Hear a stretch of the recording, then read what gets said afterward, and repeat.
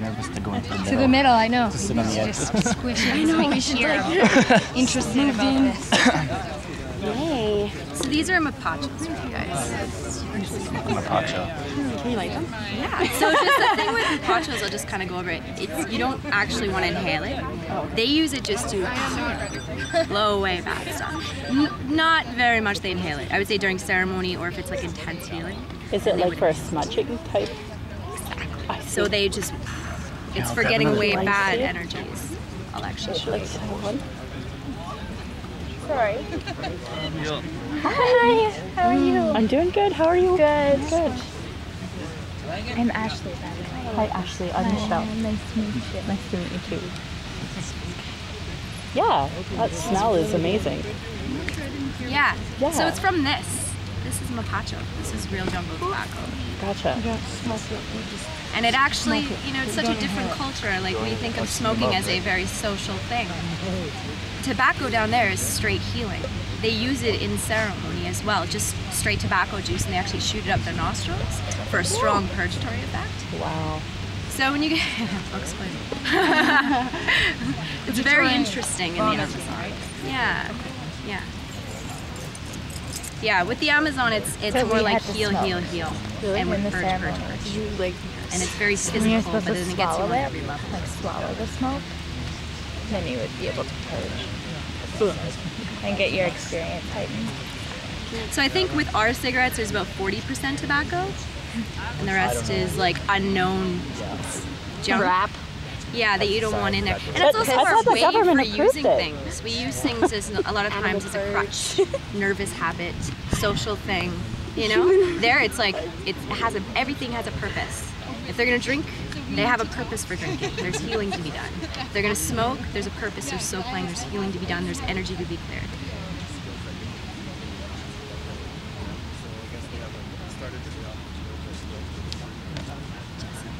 So is this it? I think so. So who's ever been down to the Amazon or knows anything about it? Great. What part? We are in Iquitos. Iquitos, yeah. So yeah, we went to we were just there last month. Oh really? Last month I was there? Yeah, That's to the great. temple. To the Temple of Blue Light. How'd you like it? Unbelievable. You know what this stuff is then, hey? Best stuff in the world. Yeah. Best tasting stuff. Anybody else? You been there before? Quitos? No, I was living in Ecuador for last year. In where? Ecuador? Lucky girl. So, first of all, I'll just talk about the culture of the Amazon from what I perceived, which was they have a way more laid-back lifestyle. They don't really have a concept of time. They're not that efficient. I've tried to work with Amazonian shaman and it's really hard to get efficiency out of them because I feel like they're more right-brained. They're more just, they're artists. They're more step back. And their values are different. They're more about family. Okay. So that's about the culture there. As far as curanderoism, who knows about much about that? No. So curandero is what you call a shaman, or a maestro, or a maestra, or a curandera. Okay? So you never really hear them down there call each other shaman. You know, if you were to say, I'm going to see the shaman, they don't really know what you're talking about. It's usually curandera or a maestro. And a maestro means a master or a teacher. And I've been to the Amazon twice. So I went first last year and I stayed for 2 months. And I studied with a teacher there named Don Juan, Tangoa Pangarana, that's his name. So that's with Yako Kuma, and that's his center that he built. And he built kind of like a school for people to come attend to, learn, drink. And it's not like Temple of the Way of Light, that's all geared towards Westerners and geared towards people. This is you go. I was one out of 2 gringos there. Okay, so I was the only gringo there. And you drink in the living room with locals and his family.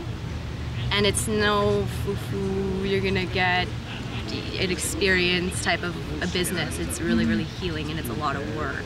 And you see the locals that come there and all of them know what Le Medicina ayahuasca does, which is completely heal. I find sometimes here people get a misconstrued message with it and they think that ayahuasca is just for purely experiential or to reach like some higher self, which Blasted. yeah, or to get blasted off into space Yeah. and then see like these extraordinary visions. And what I have learned coming down there was the visions can be somewhat hindering to the healing. because the They're healing, distracting. precisely. So you get it. It's hard to. When I was told I had to get this started, when I accepted this talk, I'm like, but how do I explain this to people? How do I explain this to people? This is so alien. This is so like different than anything I've ever experienced. You know, and exactly, like a lot of the people think it's like other psychedelics where you're just kind of getting blasted off, and it's really like everything's kind of visual and happening outside of you. Everything in ayahuasca happens here. It's all here. It's all in your head. It's all very like, it's connecting the dots in your psyche that you never really thought possible, or that you couldn't even think of. It would have taken me 10 years of psychology to get the work done that I've done over 40 times of drinking. Over that. You know, I've heard of people drinking 3 times, and it's like, whew, things were cleared up that, you know, again, who knows if it'd ever get cleared up in this lifetime. So again, my last time there, it was for 2 months, and it was with Juan, who's mestizo. Mestizo is mixed Indian, so he's not full indigenous. And he's beautiful. He's more love, and he's more healing, and it's very nice being at his house. And I find being with his family and being in that environment is healing. Hearing the chickens outside, hearing the roosters outside, hearing insects on all hours of the night is like nothing I've ever experienced. And then just being in a community where he was just talking, we need to be together, we need to like work together. That's how it is in these villages. One person cooks on the street and the whole village comes. It's not like one family cooks and then they just eat that family. It's a very strong community. You see kids running around all over the village. It's different, right? This past time when I went, I just did a retreat. So I just hosted a retreat with a friend of mine who lives in Iquitos. And we worked with the Shipibo Indians. And these are actually textiles from the Shipibo. And that was a completely different experience. The Shipibos mean business. They don't mess around, and they're not, it's not, with Juan, it's usually, you know, with some healers, it's just one healer. Especially in Iquitos, a lot of the Iquitos healers, there's just one of them. And they work solo, they work alone. With the Shipibos, they work in a group of about 5 or 6 or 10, depending on the size of the group. We only had 10 people in our group. And we had 2 people leave, because it was just, the way they use the medicine is a lot more work. But I would caution to anybody to go into this lightly. I would caution anybody to go into this for just an experience, because it's not going to be just an experience. It's going to dig in you, and it's going to pull stuff up, and it's going to make you face things, and it's going to make you deal with things, even though you don't want to. And you don't even need to drink the medicine. You don't even need to drink ayahuasca, because the entire time you're there, if you're working with the Shipibos, or if you're coming on one of my retreats, the entire time you're there, they will be working on you. You'll be doing either plant baths, which I'll go into further later, or they'll be soul playing you constantly, which is taking pacho and smoking, blowing smoke on you constantly, because that's clearing your energy, that's clearing bad energies from you. Or just other methods. They have a ton of other rituals that they use. Usually they'll make, we didn't do full diets in my retreat, I'll tell you when I've done a diet before, and I'll go over plant diets, but they would take either the bark of a tree or something like that and make a brew out of it, and you'd be drinking that, and that's a plant diet. So meanwhile, you're drinking very, very, very strong medicine, and then you're doing a plant diet, and it makes everything much more intense, because the plants are intended to open you up more, right? The ayahuasca, some people I know, they've drinking 3 times, no visions. No vision. They've had to do like either a plant diet, or they've had to do like an entire ritual just for that solo person, and then pff, mucho visions, lots of healing work done. You know, so it really depends to me how clouded your viewpoints are, how clouded your mind is. If you have lack of imagination, that makes a huge difference. So I'll go into a little bit on plant diets, because I find them very interesting. So the first time I went down there, I studied with Juan, but then I decided to venture off for a couple weeks to go to the middle of the jungle to do a diet. And I dieted with a plant called Ajo Sasha. You guys can Google that. It's spelled here. So it's A-G-I, and it's Sasha. And this plant, it's supposed to, a lot of hunters use it in tribal societies to make them more plant-like. It also covers any human smell, because it's a very potent garlicky smell. So during the plant diet, you're drinking this very, very, very potent plant every day, okay? Which induces lucid dreaming, and I didn't know about this until I went home and I researched it, because I was laying in my hammock and I kept on going in and out of dream states, seeing my boyfriend Dustin and all kinds of people and having full-blown conversations with them. And that was weird enough for me right there. And then when you drink ayahuasca, it opens you up even more. So masters or mestizados use these plants to do plant diets So it will open them up more, so they can learn. And by the way, their technique of learning is not like our Western technique of going to university and here's the chemical compound, here's the name, here's this, here's that. It's more or less take the plant, experience it, and they'll teach it. They don't say much. And so if you ever decide to go to the Amazon and do an apprenticeship, you're not going to hear a lot from the shaman, even if you speak Spanish. They won't say much to you. That's not their method of teaching. Their method of teaching is a lot more harsher, in my opinion. It's easy to give somebody knowledge. It's easy to hand down like regurgitated knowledge. That's easy. It's a lot harder for the person, and it's much more appreciated if you work for it. So they want you to work for it. And when you're doing a diet, you're not eating. You're not really eating much. So you're eating maybe potato in the morning and super off in the afternoon. So on our retreat that we just did, we did that for a week, and we drank toe, which I'll go in more into. And then we drank 4 ayahuasca ceremonies in a row. So it was very, very, very potent. And that's how they diet. And some misteros do that for upward of 2 years to learn a plant. You know, so when you meet a true master that knows about the plants, they've dedicated their entire life. They give up family, they give up friends, they give up everything to be of service to the community and to be a master, to go out to the jungle to learn their knowledge. So they're truly appreciated. And it's very, very, very sad, and I think this is an important point to bring up, that that's being lost. We're worried about the rainforest, culture is being lost even faster, you know? And these older generation shaman, these older Shipibo healers are gonna be wiped out in a matter of years because they're getting old. And the younger ones that I've worked with are not the same. They don't have the same intention. With this work, it's all about your intention. And right now in our global society, it is turning into very capitalistic. So their motives are changing to money, right? And they're seeing a business. Ayahuasca tourism is a huge business, it's booming. It's sad, it's really sad. So I encourage people to go learn with those older masters because I feel like they have a lot to teach. Yeah. And their youth, they're great people, but again, just the intention's different, the motives are different. So I'll go into a little bit about different plants there because we have a lot of herbs here. But I don't think a lot of you have ever heard of the Amazonian herbs that they have there. And or chanca piedra, you know, stone breaker. So it's used for kidney stones, gallbladder stones, any problems of that sort. How about une de gato, cat's claw? That's anti-cancerous. They use that in the Amazon for AIDS patients, HIV patients. It's very, very, very powerful medicine. I encourage you to just even look up cat's claw, which you can get some places here. There is Santa de Grado, which I have right here. And you can rub a little bit on your skin. You guys can pass that around. And when you rub it on your skin, it turns into a film. They use it as a natural band-aid there. They also use it for wound healing. They'll use it for internal uses too, so ulcers, any type of inflammation going on in the body. If you take a large dose of it, it's a purgatory.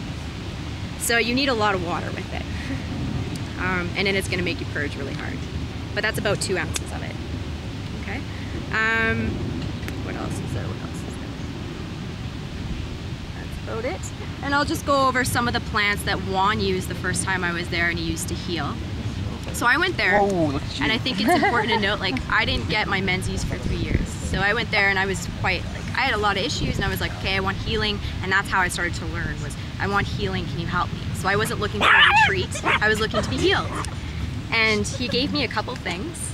He gave me one, this is Tangarana, and it helps boost the immune system. And I actually brewed a little bit up for you guys. If you're not afraid of sharing germs, then you guys can take a swag at that. Yeah, absolutely. So this is a tree down there, and they call it the cure-all for everything. Okay, so it's very, very, it's Tangarana. Tangarana. So he got me drinking that in the morning and in the evening every day. And when I came back, again, no menses for 3 years. Very, very kind of, just very low energy. I got my menses instantly when I came back. So that's just the power. And then there was other plants I used too. There was ayahuasca. There was one other one. They use it, it's the strongest purgatory in the Amazon. They use it for intestinal parasites. They also use it to cleanse the blood for cancer patients. And it's called ohe. It is, it's not nice. So you drink it on a new moon at 4 o'clock in the morning. Juan will knock on your door. He comes with a big cup of OA. You drink it. You keep on drinking warm water until you purge for about 2 hours straight out of just massively, violently. But then, after that, you feel amazing, trust me. For the 8 days after, you have to follow a very, very, very strict diet. So it's kind of like the ayahuasca diet. No greasy food, so no oil, no sugar, no salt. And just, yeah, take it easy, no sunlight, no stimulation at all. And if you don't follow this diet, it's actually been said that you can get white pigmentation on your skin. So it is very, very, very potent. Also, if you don't purge it out, it could kill you. It's like battery acid in your system. It's killing everything. And ayahuasca is a powerful plant. It can kill, it's antifungal, antiviral, antibacterial. It goes on and on and on. And it can kill any parasite in the body except tapeworms. And that's when they pull out Ojé. Okay, so not only is this like the most powerful psychedelic plant in the world, it is one of the most powerful physically healing plants in the world. Okay, and that's why I think also it's known to help people with cancer and other illnesses. With cancer, I think cancer is a miscommunication between cells. That's what cancer is. As soon as you start telling your body, I don't want to be here, I don't like you, with self-love really, right? We need self-love, and a lot of us don't have that. So I think as soon as we start seeing these messages to our body does it. The cells stop working, they stop communicating, they stop doing things. So that's when they use these really powerful psychedelics, is to reconnect that, so you can face that stuff and be like, well, what's up? Like, what's going on there? And work with it and then throw it away. And I think that if you're having a miscommunication between cells, there's no better medicine for that. Because it's gonna make you communicate with yourself. You're gonna have no choice. That stuff that you've repressed is gonna come up. Period. So I see how it's healing. Is ayahuasca illegal? Yeah. Yeah, it is. And there's a story to go for that too. So it is, but I think that this is the stuff that we need to change. I think that this is why I'm here. This is why I want to promote this, because I don't want to see these plants illegal. This is ridiculous. We're living in a day and age where actual drugs are being sold on street corners, and things that actually heal you, help you, are illegal. This is ridiculous. It's only illegal because the worms have taken power. Well, it is. They don't want to be, you know. Well, it's also, you can't patent a plant. It doesn't have a direction. They're not. Right? How can you patent a plant? It's not going to have a direction. I cannot predict what this is going to do to you. I have no control over that. I don't know. It's going to give you what you need. That's all I know. Right? It's like most adaptogens are a good example of that. All adaptogens, maca, holy basil, all the adaptogen family, they have no direction. None. You can't predict it. It's going to give you exactly what you need. You need to come up, it's going to bring you up. It's going to give you energy. You need to come down, it's going to slow you down. It's going to repair your adrenals, right? So I figure with all plant medicine, it's like that. And it's very interesting there because they have such a broad knowledge of that.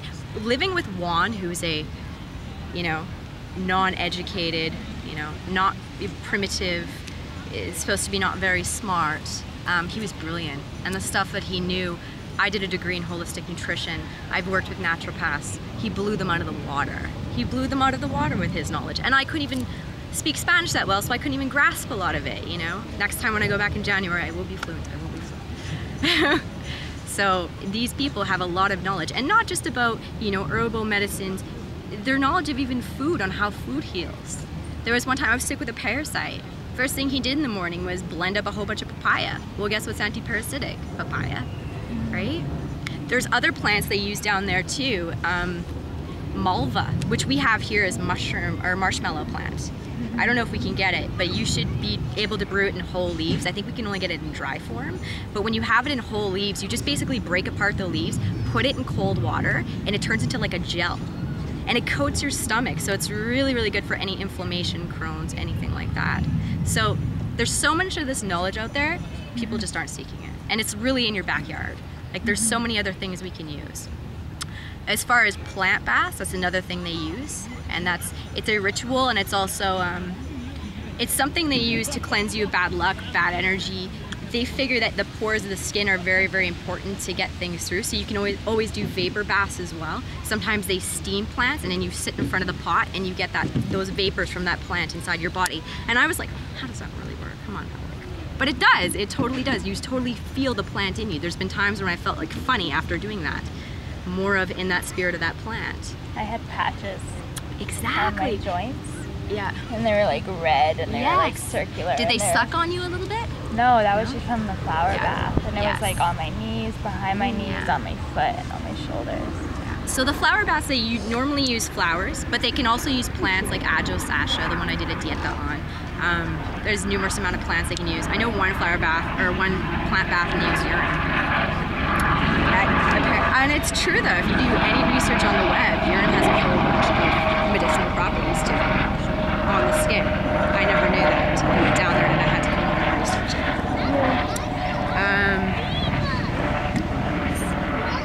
So does anybody know what Toei is? So Toei, I think we have it in North America. Actually, I think it would just be in the States. And it's called Angel's Trumpet, also Datura. Okay?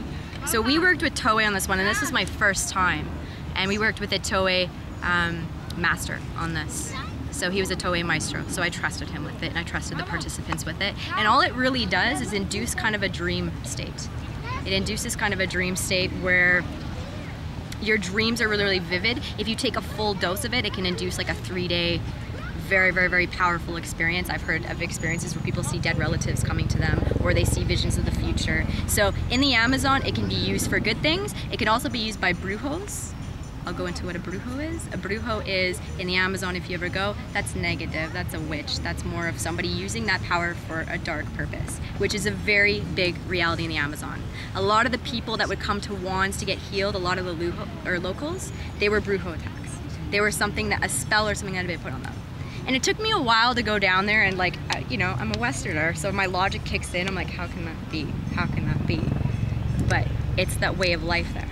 It's a very, very, very different world. You have a whole bunch of people dabbling into this ancient knowledge. What are you gonna get? You're still gonna get competition. There's still gonna be a light and dark force, always. And as far as with the healers, it's all about your intention. And a lot of people have really great intentions, but some people do not, and that's just the way of the world. And so a lot of these masters use Toei for negative purposes. So you just have to watch it out there for that. Bit more on the mapachos I just handed out to everybody, so everybody can light one up, and I'll show you how to use it. So you don't want to inhale it. What they normally do is just use it to clear bad energies. So it's not actually used for social smoking. They don't inhale it. They rarely do. If they have to, they will. Or if they're using it to more get a visionary effect, then they inhale it. I don't know how to smoke. And this is also mapacho. Okay, so this is rolled. This is what you'd buy in a Quitos market. And it's very interesting because what I've done studying any culture, any tribal culture around the world, any natives around the world, tobacco is sacred. The tobacco plant is sacred. It's even used in the brew. A lot of masters use it in the brew. Okay, they also use other things in the brew. Normally the brew only consists of ayahuasca vine and chacruna. It can also consist of another leaf that contains, because the vine, it brings on the nausea, okay? It's the leaves that contain the DMT, okay? An ayahuasca vine in Quechua means vine of the soul or rope of the dead. So it's been used traditionally for that type of a purpose for a long time. And they use it to communicate with that realm. And that's what the masters use it for. That's what you're learning when you work with it. You have to do your healing first, but after a while you can start to navigate that realm. Then you can get your spirit allies and you can start bringing people into the mix. So the brew is normally consisted of just chacruna and ayahuasca vine, 1 leaf of Toei, and a little bit of tobacco. Other people, like the Shipibus we just worked with, use a lot more plants. They use wambiza, which is another plant that contains DMT. It's another leaf. They also use Toei. They'll use a bit of that.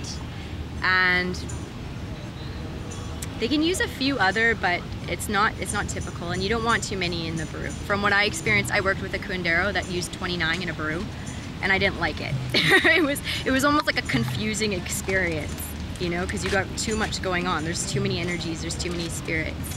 When you're in ceremony with a curandero, they sing songs called icaros. Does anybody know what icaros are? Okay, so icaros are what you sing to help people heal. So in my opinion, and from what I've learned, they're in your intentions. They're your intentions. And they're also calling out to the spirits of whatever plant you need, that spirit ally, to help heal people.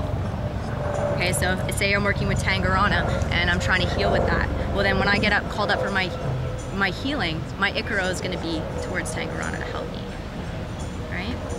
So a lot of these Icaros, they go back and their spirit songs are calling to different spirits.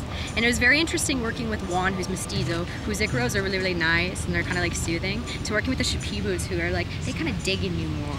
And they just want stuff to come out. And sometimes their singing's not pretty. Sometimes it's just like, stop singing. We had one guy on the retreat and Gina was sitting beside, it was me and my friend Gina putting on the retreat, and Gina was sitting beside me, and we had one participant who was having a really hard time. And the Don Alfredo went to go sing to him, and he was like, Gina, make him stop singing.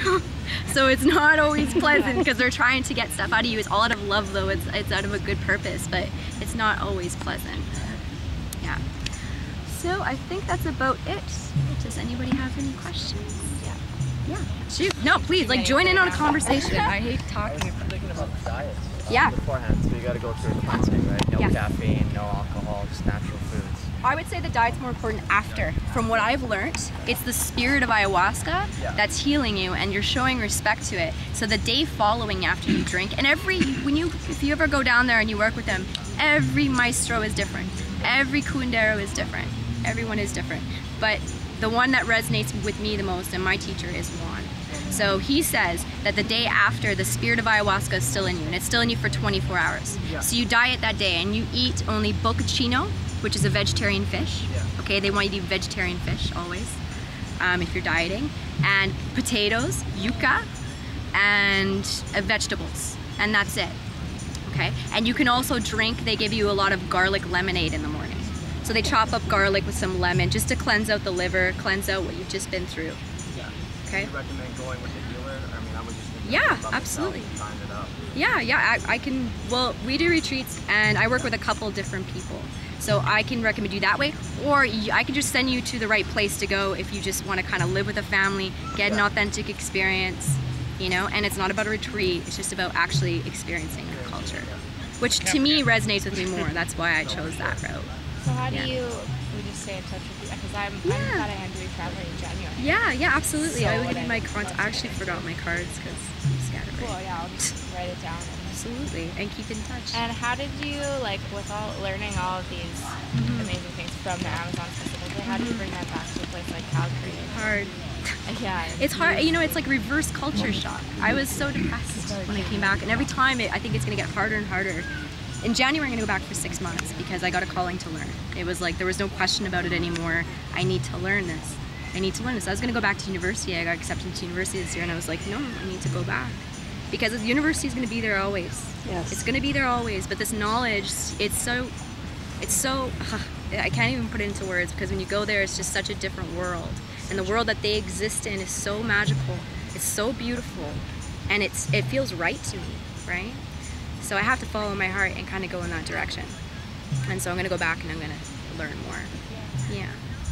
Yeah, it's hard to describe to people when I got asked to talk about this. I'm like, well, I don't even know where to start. Like, there's so much to say and there's so much to describe to people, and that medicine has changed my life in so many ways. And these maestros are so powerful. Like, they can see what you're thinking, they can see your visions. First time I was with Juan, I was on a diet because I was trying to heal. So he was on a strict diet, and I kept on going to town eating ice cream. Every day I did it, he knew. Every day we'd be sitting around the table, like, Amanda Portales, no ice cream, no helado. I'm like, no, you know. Or one time we were in ceremony, and this was when I knew he was my maestro. He was someone I wanted to learn from.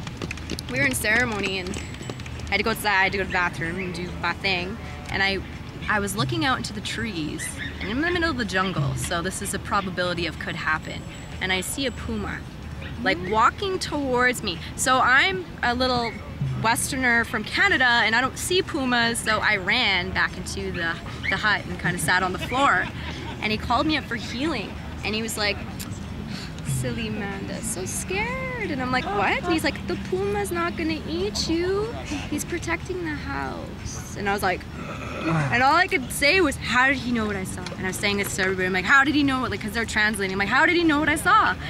And Jolene, his apprentice, was like, he's a maestro, he knows. And it's the thing is, he has a puma on his wall, right?